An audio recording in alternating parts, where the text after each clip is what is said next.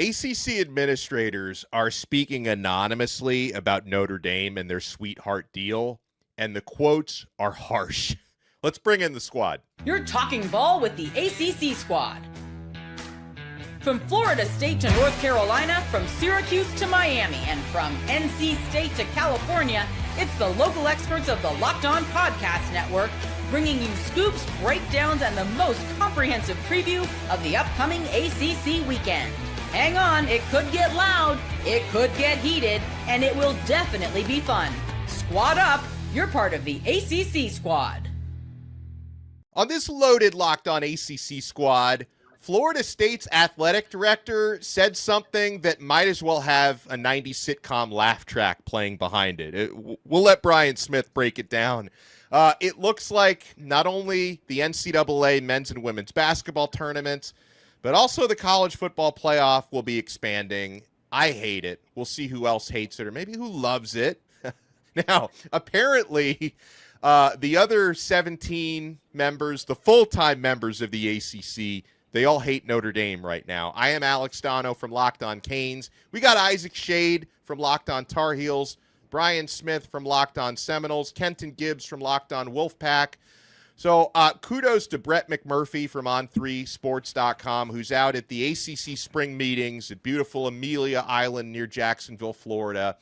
And he's getting some pretty powerful quotes from anonymous media sources and ACC administrators about that sweetheart deal that Notre Dame has, which allows them to be a member in every sport but football, keep their entire football revenue generated by NBC. They're part of the ACC's bowl rotation, and they can opt out of bowls without getting fined, which none of the other schools can do. But listen to this quote that McMurphy got. I'm kind of worried that I'm going to lose our clean rating for even saying this, so we censor it a little bit.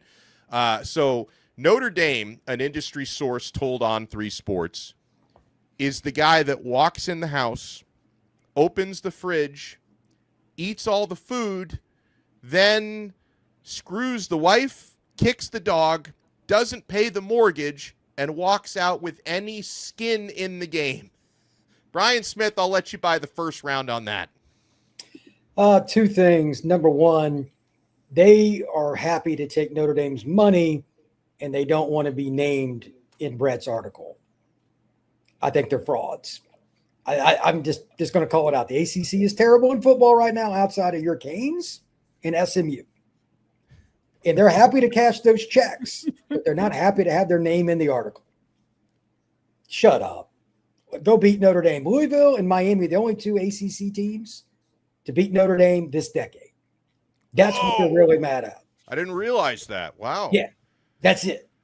Everybody else has got this many wins against the Well, Irish. hold on now. If you're saying in this decade, you mean since 2020, not in the last 10 years, because when there was a hurricane and Notre Dame came on down to Raleigh, you know what I mean? The Wolfpack had them an L2. You know what I'm saying? Right. Bradley Chubb Company had them an L2. But you are right. In the 2020s, you're right. I give you that. How did the NC State game go last year for them at Hey, South? hey, Oh, hey, man. Hey, what are we doing here? Hey, look, I'm saying everybody doesn't want to put their name on it. Then shut your pothole. I'm tired of ACC teams taking the low road. Win games. Beat somebody on the recruiting trail. Go to decent bowl games. And then you can't just use this as a distraction. By the way, how many people here think that the people that didn't get their name mentioned, if Notre Dame called and offered some of these coaches jobs, they'd turn it down? Probably very few would turn that opportunity down. You know what that is? Fraud. You're a fraud if you won't put your name on it, but you would go work there. Anybody want to dispute that? Fire away. I very much so want to dispute that because those are two totally different things. As much as I hate the Dirty Foot Club, if somebody told me, Ken, we're going to pay you $1 million a year to replace Isaac Shade as the host of Locked On Hill. Okay. Money talks, baby. Money talks. Let's go. Listen, I hate the Packers too. If they told me go replace Peter, go Pack, go. Where's my cheese head, baby? Because that's how it goes. It would probably take me 8 figures, but if Brian Smith decided to retire from Locked On Seminoles and they want to pay me $10 million to do that show, I do. Okay. Stop it, Dono. Stop it. KG, what is the number? What would it take to get you to host Locked On Heels?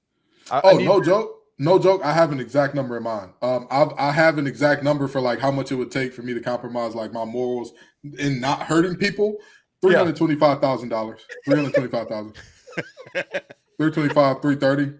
That's like the exact number where like I wouldn't have to work any other jobs. I wouldn't have to do anything else, and I live a super comfortable life. But that's neither here nor there. Smitty, they have every right to be as upset as they want to be. And don't get me wrong, I hate people doing the nameless thing as much as anybody else.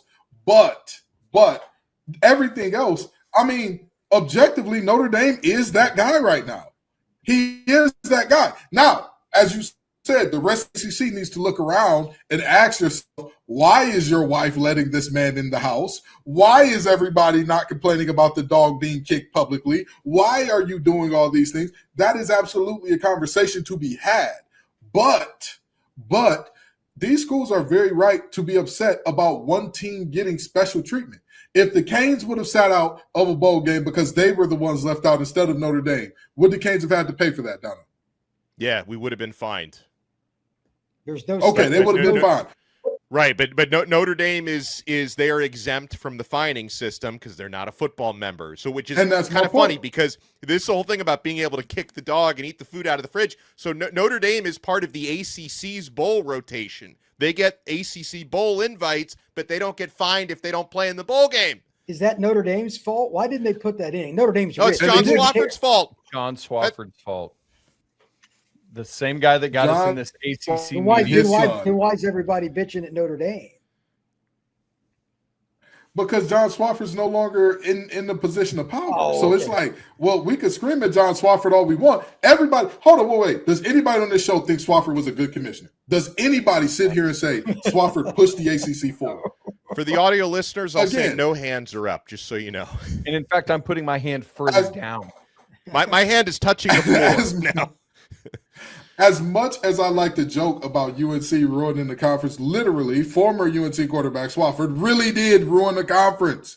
That Raycom deal set us on this course that would forever relegate us to second-class citizenship in the Power Four. That's just what happened. But that doesn't mean that these teams are frauds for pointing out, hey, we're second-class citizens, and one of the first-class guys gets to come in, do what he wants, when he wants, how he wants, no repercussions, and leave. I think that that's a fair assessment, even if I would take their money to go coach there. I said that they got a bunch of Loserville stuff going on when they signed the bowl game last year. Again, if I got the call from Bevacqua, hey, man, come on over. We don't want you to coach. We don't want you to do anything like that. We just want you to do your podcast just for Notre Dame, and we're going to pay you 7 figures.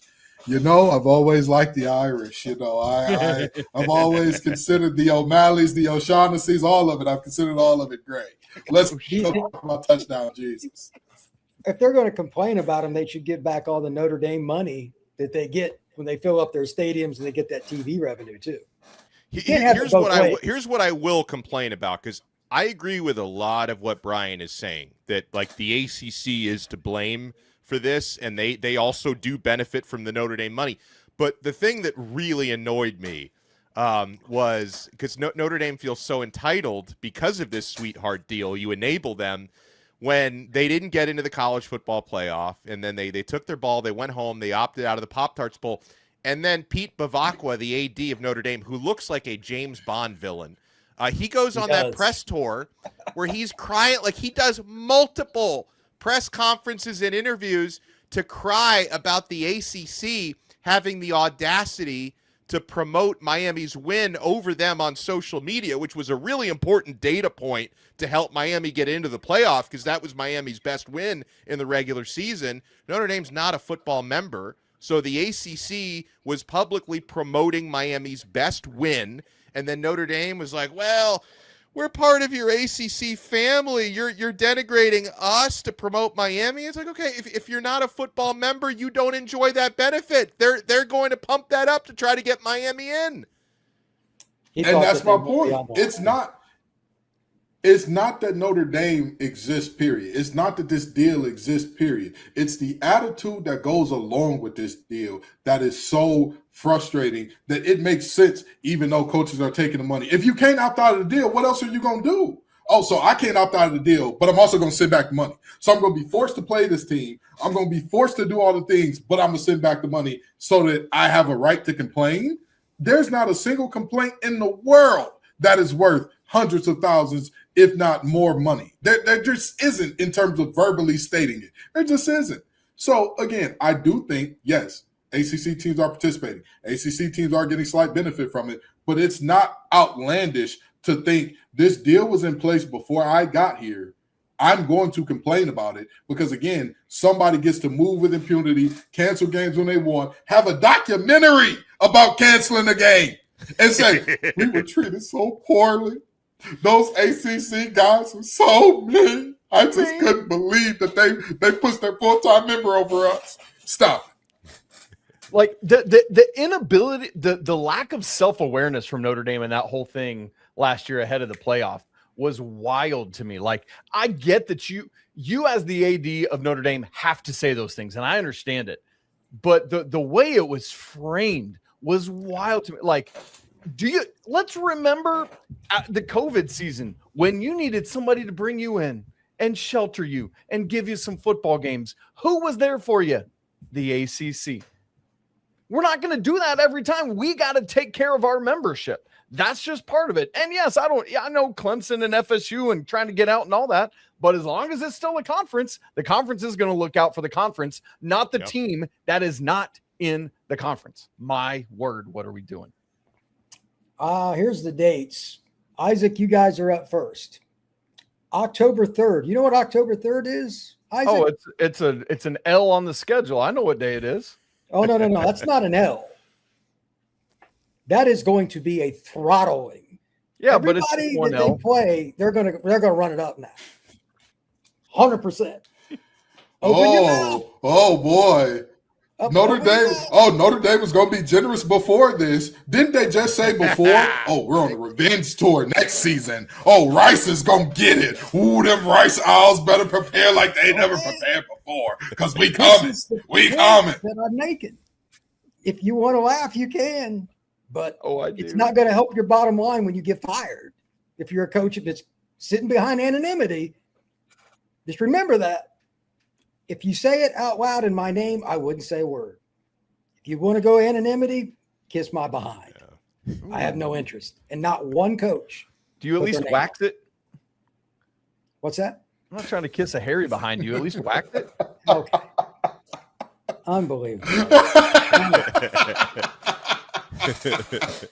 Very nice. I mean, again, I don't disagree, Smitty. I hate the anonymity as much as anybody else, but I do think that there's a legitimate gripe to be had here. And I think it's ridiculous of Notre Dame to sit here and continually pretend, why is the ACC mean to us? What are they saying about these things about us? We're going to destroy everybody in front of us. Yes, I'm sure that Michigan State is even more scared than they were beforehand. We're wetting the bed. They were expecting a close game and a win, but now that you're mad, oh boy, they're worried. Okay. Like I'm just saying the coaches that are talking, you're just setting yourself up for defeat. Why would you do that? I mean, speaking of setting yourself up for defeat, later we're going to get into the comments from Michael Alford, the AD of Florida State. But before that, another thing that's coming out of these ACC spring meetings is apparently sweeping support among ACC administrators for the 2014 college football playoff. And, of course, we're also getting a 76-team NCAA men's and women's basketball tournament. I know Isaac Shade, who also hosts Locked On College Basketball, doesn't seem too happy about that. You want to keep it locked right here. We're only getting started on this brand new episode of the ACC Squad. Oh, my friends, we are only getting started with Rocket Money. If you've ever opened your bank account and thought, where did all my money go? Believe me, you're not alone. Keeping track of subscriptions, spending, and bills, it can get overwhelming fast, but that's where Rocket Money comes in, helping you take control of your finances all in one place.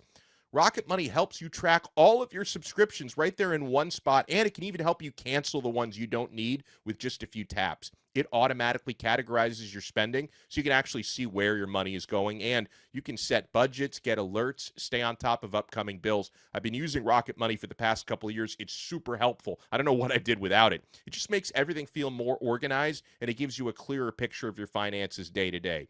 Rocket Money is a personal finance app that helps you find and cancel unwanted subscriptions, monitors your spending, and helps lower your bills so you can grow your savings.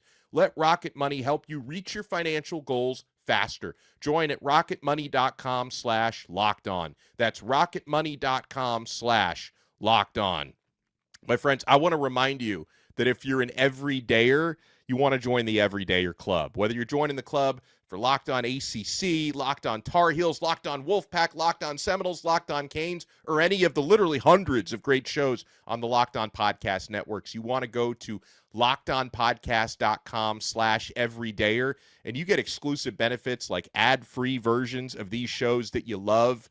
You get one-on-one text access. You get Discord server access with hosts and other fans like yourself. Check out all the benefits at lockedonpodcast.com/everydayer. We are here on the #1 sports podcast network, the Locked On Podcast Network. Alex Dono from Locked On Canes, Isaac Shade of Locked On Tar Heels, Brian Smith of Locked On Seminoles, Kenton Gibbs of Locked On Wolfpack. So, Isaac, I'll let you buy the first round on this one as we're getting an expansion of the men's and women's basketball tournaments from 68, which already felt like enough or more than enough, to now more 76. We get a lot more basketball in Dayton, which I don't know if anybody wanted that, but we're getting it. What have your conversations been like on Locked On College Basketball about that? Here we go. Here's the thing for me. All the NCAA had to do, Dono, was nothing. They just had to do nothing.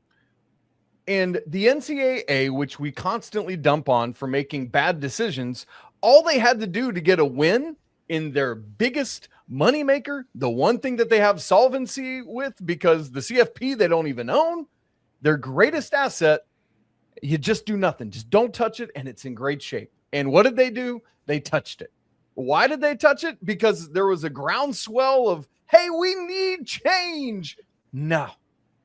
They touched it because I got to quit saying they touched it. That sounds really bad out of context. KG's shaking his head on that one. Look, because here's why this happened.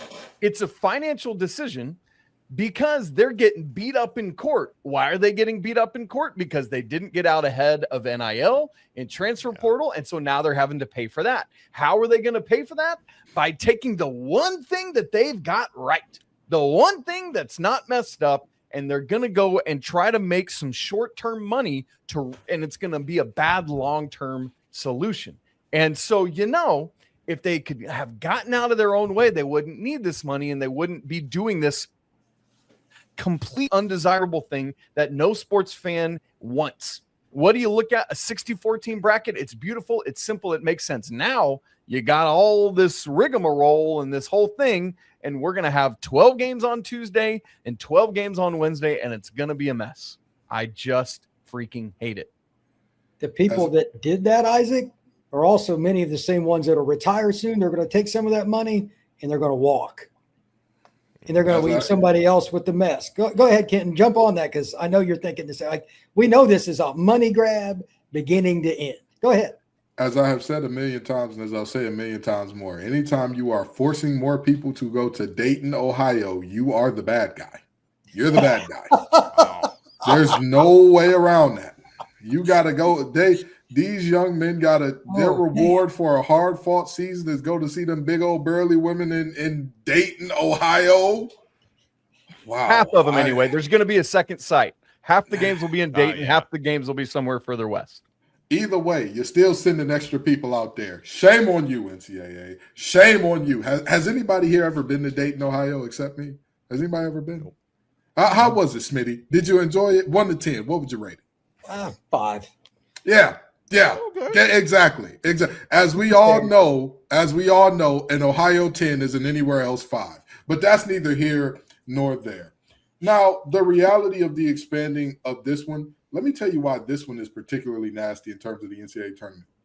With the college football playoff, at least these coaches are begging for it to be expanded because it keeps your job longer.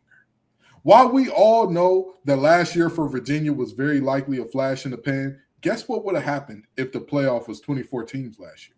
Virginia has a playoff appearance. For all of the mess that Virginia Tech could talk to them. Oh, y'all never beat us. Oh, y'all had to get us when the coach was trying to beat us and da-da-da. Oh, we went to a national championship before, more recently, y'all, all that stuff. You know what they can say to them? Yeah, well, we have a playoff appearance. Playoff appearance on my arm. No playoff appearance on yours. Playoff banner in our stadium. No playoff banner in Blacksburg. This is the reality of why the CFP wants to, or why coaches are okay with the CFP expanding. But the NCAA tournament, you covered Locked On College Basketball. The 3 years before Calipari went from Kentucky to Arkansas, did Kentucky make the tournament? Yeah. Were the Kentucky fans happy with him? Oh, no. Oh, no. Shove on out of here, Coach Cal. We don't want you anymore. So now let's think about that from a football standpoint. If Norvell made the playoff this year, would Florida State fans be happy with him? As much as people, first ever coach to be number one on the way too early hot seat list in back-to-back seasons. But guess what? If the Noles are in the playoffs, even if they get embarrassed out there, we made it. We got close. We got close, and you keep your job. It's a very embarrassing thing for the NCAA to not only go against the will of the fans, but the will of the coaches, the will of the players. Nobody wants this. There are approximately 365, somewhere between 361 and 365 exactly right. 365. teams. That's the number. 365. Okay. So now we're expanding it to 76. Now, maybe somebody tell me if my math is off here, but does that not mean that about 20% of all teams are now in the tournament? Yep. The tournament used to reward excellence. It used to reward, I had a damn good season. I'm a really good team. Now it's like, I didn't have a bad season. I'm in a good conference. It's the same thing of I wasn't terrible. Yeah. 20 wins used to matter. 20 wins doesn't hold much weight anymore. Now, similarly, neither will making the tournament. It's just not something that's going to matter at the same level, KG. I'm right with you there. Now, where the one place where this will matter for some coaches is those. So what a lot of people might not realize is that if you get an NCAA tournament win, you get an NCAA tournament unit, which is millions of dollars for both you and your conference. The interesting thing is those play-in games count toward that. So for those 15 and 16 seeds that are going to get those play-in opportunities, those games count too. Much better opportunity there than the 2 16 seeds that have ever beaten a 1 seed. So in that regard, I understand that there will be some of those coaches who will say, I like this because it gets us a chance at a win. But I think for the most part, coaches, my thing always has been, I think automatic qualifiers deserve to be in the main bracket. And the whole reason this started a decade plus ago is when the Mountain West Conference started. Instead of reducing by 1 the number of at-large teams we got, they said, let's just add in 1 more AQ and we'll just have a play-in game. So we'll have 65 teams and it'll be fine and we'll just stop there. Well, baby, that was the straw that broke the camel's back. And here we are 13 more or 11 more teams later. It's ridiculous. 24 play-in games we're going to have. All right, so here's where we're at with football. Football has not officially expanded, and obviously, like Isaac mentioned, this one, the CFP is a separate entity from the NCAA, but apparently they're all about expansion as well.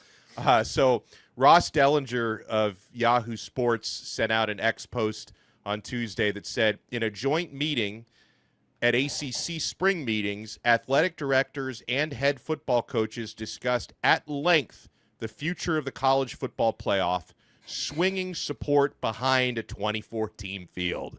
Quote, there is consensus, said one. Another quote, the room isn't split, said another. Now, the funny thing about all this, Kenton, I'll let you buy the first round on this one, is to me, it's kind of trivial that ACC administrators are even debating this, because the ACC is not going to have any say on whether they stay at 12, expand to 24, expand to 16. It's all about the agreement that eventually will be reached between the Big Ten and the SEC, where apparently the Big Ten wants 24, the SEC doesn't. I don't think anything the ACC or the Big 12 says about it is going to sway that decision one way or another. How many does the SEC want? Just to be clear, do we know that answer? In terms of, I'm not sure what it would look like, because with 16, they were talking about 4 auto bids for 24. I don't know what that would look like. You know, the old saying goes, I wear the pants in this relationship. My wife just picks out the style, the cut, the color, and all those things, right? And that's what the ACC and these administrators are doing. Yeah, we all want 24. Yeah, for sure. We want 24, just perfectly in line with what everyone else wants. That's what we want, and we want it now. But in all seriousness, it does make more sense that football coaches and football administrators, or administrators when discussing football, want expansion, because again, it brings a different cachet to your program. It's one thing to say Drake May was the best quarterback in our program's history, and he did great things over there, and whoop-de-woo-woo. It's a different thing to say Drake May took us to the playoffs. Yeah, NC State, y'all might got beaten us for about 6-7 years in a row, whatever the case is right now. But you know what we got? Playoff appearance. It means something to be able to say that we did that. It really and truly does mean something. And so the ultimate moment that we're looking at right now, yes, the ACC is doing a little bit of go along to get along, but this go along to get along is incentivized by coaches who know, if I go to the playoffs, you have to extend me. Now, granted, there are a couple schools where that doesn't necessarily happen, right? If you're at Miami and you barely get in, maybe not. You're at Florida State and barely get in, maybe not. But my school and the school of the guy above me, you'll get a lifetime contract, dog. You mess around and go to a playoff at any school in the state of North Carolina.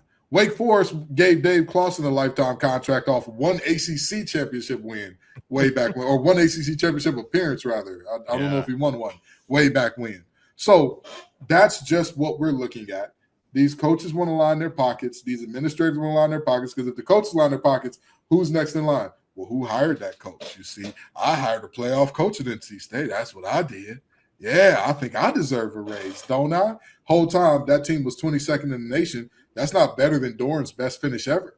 But that would equal a playoff appearance. Therefore, everybody gets paid. It's a win-win-win, except for the people who are like, hey, can we bring bowls back? Hey, can we make this look like college football again instead of professional? That ship has unfortunately sailed. And by the way, if they go to 24, they're taking away conference championship games. Those won't exist anymore. And that's what I'm saying. The ship has sailed. The ship has sailed. The college football ship has sailed. Isaac, when you grew up, could you imagine a guy going from UNC to NC State or vice versa? No, dude, not at all. We've seen it a handful of times in the last 3 years alone. Dontrez Styles, I believe Josh Harris, the nose tackle. There was a safety as well. I believe Jakeem Harris, Matt Abel, Van Allen Lubin. And in the last 3 years, all those things happened.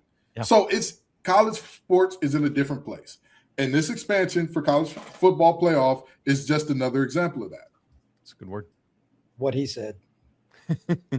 I think we're all in agreement on that one. Now, I need Brian Smith to explain to us what Florida State's athletic director is saying, what he's thinking, why he would put himself in this position. You want to keep it right here? We're not done yet on this brand new ACC squad.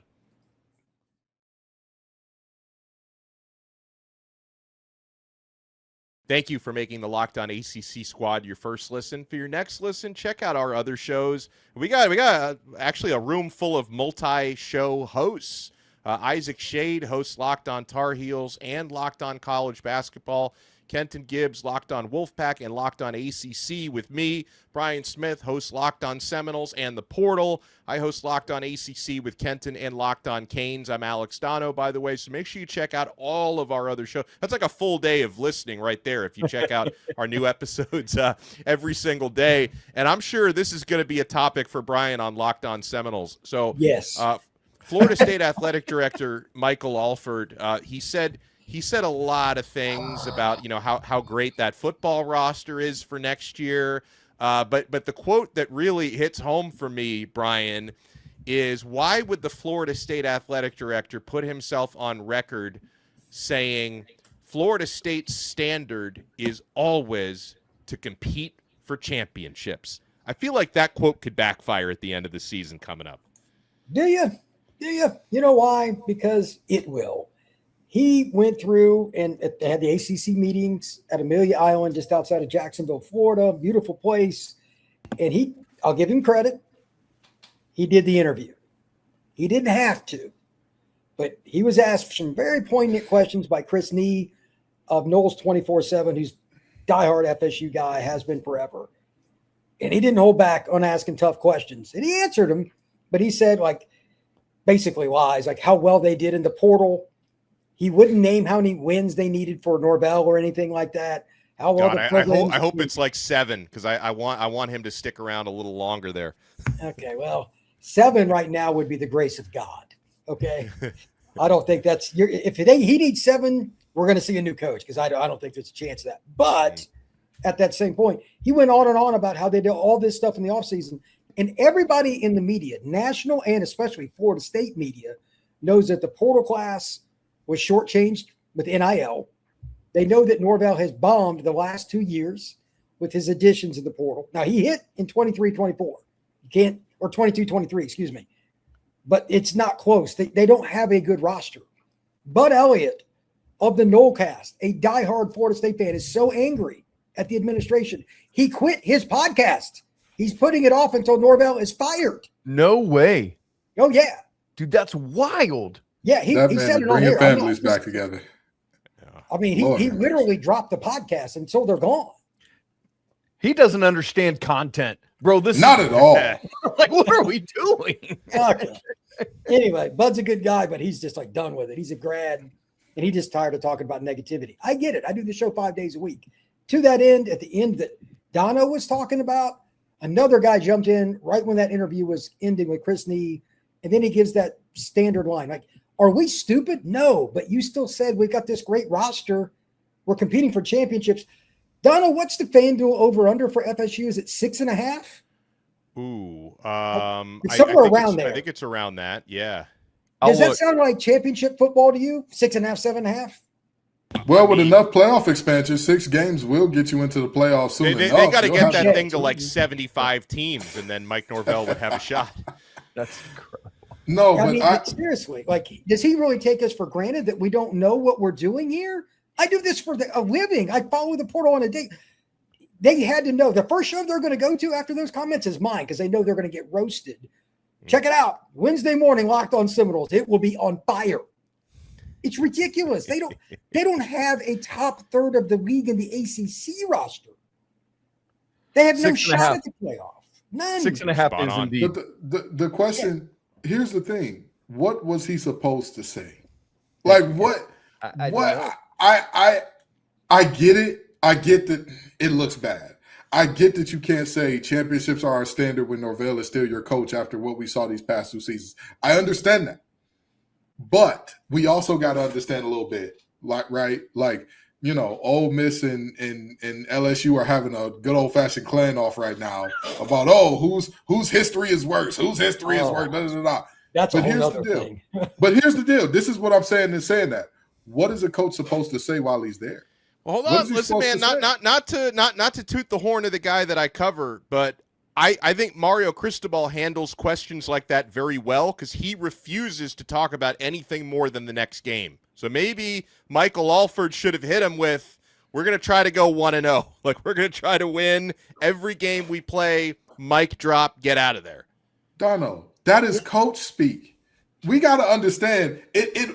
Okay, all right. Let's do this paragraph, or not paragraph. Let's do this graph the old-fashioned way. Okay, coaches cannot do player speak. Players cannot do coach speak. Administrators cannot do player speak. Right? It just doesn't work that way. When you get to going to a different bracket, players can say that guy can't guard me. That quarterback is soft. You hit him and he'll quit. Players can say that. A coach cannot. An administrator And AD coming out saying years ago when I played for NC State, Hakeem Jones said, Marquise Williams will quit. You hit him hard enough, he'll quit. Can you imagine what would have happened if our athletic director would have said that? If Debbie Yao would have got out there and said, that quarterback over there is a quitter. You hit him hard enough, he'll quit. Like, it just doesn't. So he's an AD giving AD speech. What's an AD speech? AD speech is always big picture, vague, we're going to be the best. That's always what it is. But in the long run, we'll be great. We'll win championships. That's our standard. That's where we've been. Deion Sanders ain't walking through that door. God rest his soul. Bowden ain't walking through that door. Jimbo ain't walking through that door. It's just not happening at this point. But you have to say, out of lip service, we're going to be great. We're going to be wonderful. Same way that a coach comes to a player's house. Mr. Shade, you've got some great kids over here, man. Hey, listen, we're going to make your son a better player, better man, better person. When he leaves here, he's going to be much better for having come to our school. That's what they got to say. That's how coaches have to say. I've never heard a great accent. That's just what they got to say. So, again, Brian Smith, I understand you're going to be lit up, and I'm going to watch. You know I'm going to be there front row seated to see what you got to say. But I'm already in the waiting room for the next episode of Locked On Sentinel. You know, bought it. What did you TiVo it? You know, TiVo'd it already. So as soon as it come on, you got it on replay. Yeah, got it on loop. You know, here's the thing with what Kenton's saying. Let me ride on these coattails a little bit. I recently heard North Carolina's both outgoing and incoming ADs talk about the championship standard. But you know what it was in the context of? Hiring and firing Hubert Davis and hiring Michael Malone for North Carolina's basketball coach. It's not, while we've got Mike Norvell and things are just okay, you know, that's not when you say championship is the expectation. You say championships are the expectation. Therefore, we are firing Mike Norvell to get somebody in here who will uphold that expectation. So when Hubert Davis was there, y'all AD said, we have no expectations right now. Our expectation is to win the next game. That's what your AD was saying. Come on, Isaac. When Hubert was there, despite what we had seen, despite what we knew about a Hubert Davis coach team, when he talked about Hubert, what was it? The standard at North Carolina is championships. He stayed away from it. He talked about how great a person Hubert was because he knew he couldn't say that. Facts. Oh, that's even what worse. You should do. Mike Norvell's a great person. But that's even worse. That's even worse. I know, but that's the AD speak you're talking about, though. That's what he's got to say if he's not willing to fire him yet. And did that not add to everybody's knowing, yes. Hubert's going to get fired? Because the fan base was incensed by it. Absolutely. When an AD is not talking about big picture, we're going to win championships. Oh, this is the greatest coach. Hey, let me tell you guys something. We believe in Alex Dano to lead our program to the promised land. We know he will. That's the type of coach Honestly, Dano is. The minute they start talking about Dano's a great man. He's a great father. He raises his kids the right way. Immediately, everybody needs to start looking around. Oh, David Locke's going to get a new host. He's going to get a new. This just ain't what we thought it was. So, again, I'm not saying that Alford was right. I'm not saying that it wasn't goofy and it wasn't laughable and we're not all going to have a good time. Popcorn ready for Brian Smith tomorrow morning. Oh. But he got to say it. All I know is that it's going to be a lot of fun on my show. When your wife asks you, do these jeans make me look big? Do you say, no, your bigness makes you look big? No. Because you know that that's going to cause for a long day. Baby, you look amazing. You look amazing. Because that's husband speak. You let your wife come in and eat all the things out the fridge and do all the stuff Notre Dame did. Like Notre Dame. Touche. Oh, man. Well, listen, I've had a great time with you lads. As always, a huge thank you and shout out to Isaac Shade. Check him out. Locked on Tar Heels, Locked on College Basketball.